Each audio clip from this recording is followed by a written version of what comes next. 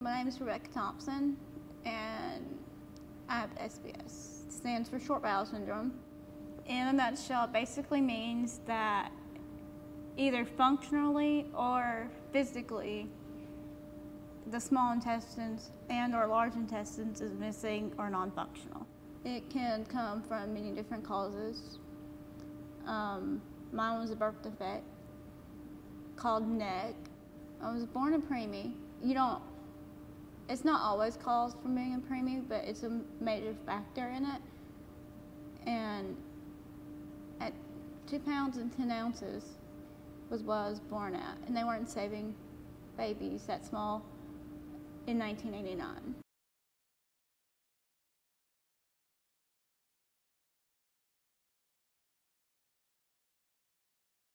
A few days from going home, and I stopped eating and progressing, and from the waist down I turned black and blue, and they didn't realize it, but the neck had already gotten so severe that by the time they went in, they had said mom to tell their goodbyes, and they didn't know.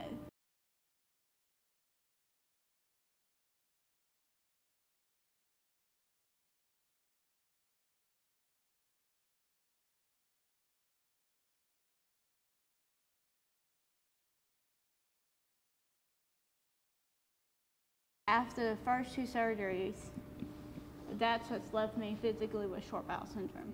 The true definition of short bowel syndrome is surgical removal or non-function of the small intestines. At that point in time, 50% was taken out.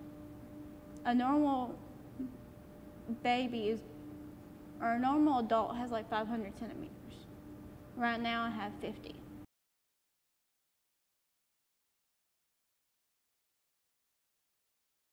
I grew up in that same age range with 9 other children like me in the state of Alabama that went to Children's Hospital. Unfortunately, of those 9, there's only 3 of us left. There's more coming up behind us. But of those original 9, there's 3 girls, me, Swamp, and Tiff. We're kind of the pioneers of this. There was only one other man that has lived from that far on that I know of, from infant into adulthood. And they will tell you point blank, the adult doctors, they don't know what to do with us.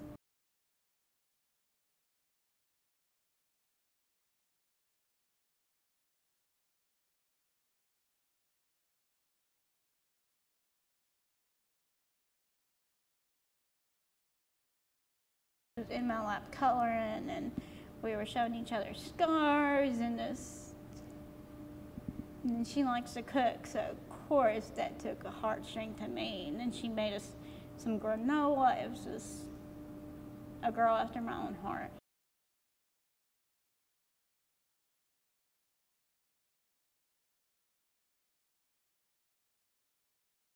As a parent, I can't imagine being told that. And when you're told that, it's kind of like they're just paralyzed in shock and fear. And then the first thing nowadays, the first thing they do is Google it.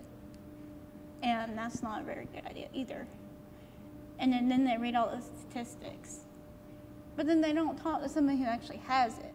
It's important for parents to know that they can survive. It doesn't always happen, but you can live with this.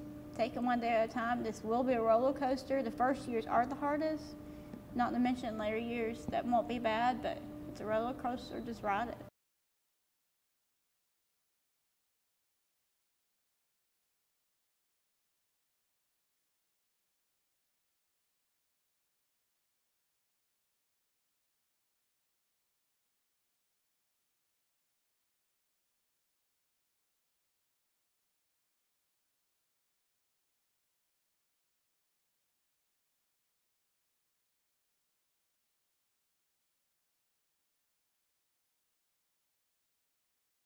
When you're told transplant, obviously that's a big deal. All these other people I see are just so much sicker. that's not me. You know, I'm still going to school. I have a job, and I'm graduating from college. I'm not sick enough. And so I said no. And that was the first whirlwind of the adult care we got thrown into. And after that, I came back home. I graduated that March and walked in June, went to my associate's art in culinary arts. That August, I started my bachelor's at Troy University, still in progress. And that October, I got a job, my first job as a culinary specialist. I work at a country club in Enterprise in a small town here, and I have worked with them for 4 years this October. I love what I do. I feel this as a stepping stone. This is not where I want to end that spot. I would eventually like to be a personal chef or a caterer or do specialty cake.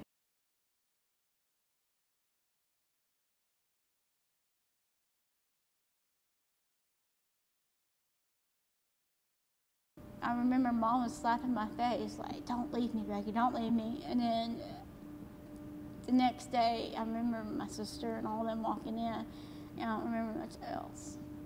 And then that was kind of the turning point.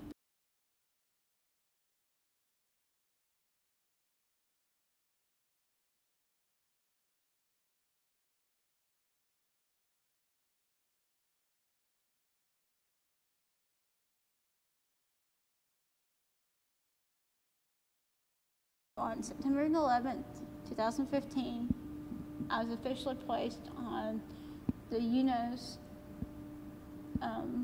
waiting list for small bowel, liver, and pancreas. And I'm still waiting. This is what the bracelet says: donate life. My score's at 20, which basically means about halfway up the list. You're ranked by scores and by region.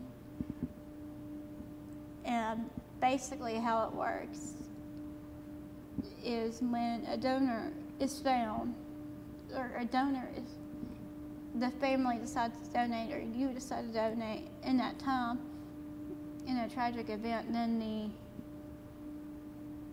they will call the transplant center, and you will be matched for blood type and size. That was a hard pill to swallow because of my size, especially with the 3 organs, because they have to fit everything in. My donor would be a child because I'm on the smaller side. So when that call comes, they have 20 minutes to get a hold of us, and they will call anytime, night or day. And if that donor is the right blood type, size, tissue type, and is matched, they will call. And we say yes or go.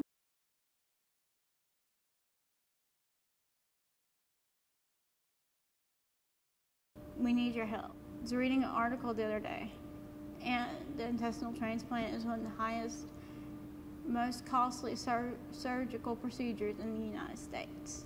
And that's just a small bowel, not including any other organs. It's a 10 or 12-hour surgery. You're paying the surgeons, a hospital bill, and although insurance will cover the majority of that part, the other expenses, travel, the life flight out there, the room and board, everything else, the caregivers' meals, everything else that comes in with that is just so expensive, and you have to be ready to do that anytime you get that call. And this is where you guys come in. I need your help. I need your support. I'm going to do what I do best, what I've always done, to fight. And as long as I have my team Becky behind my back, I'm going to continue to fight. And I appreciate all your help, and just want to say a big thank you ahead of time. And I'll continue to fight, and as long as I have you guys behind me, I'll come out of this a winner.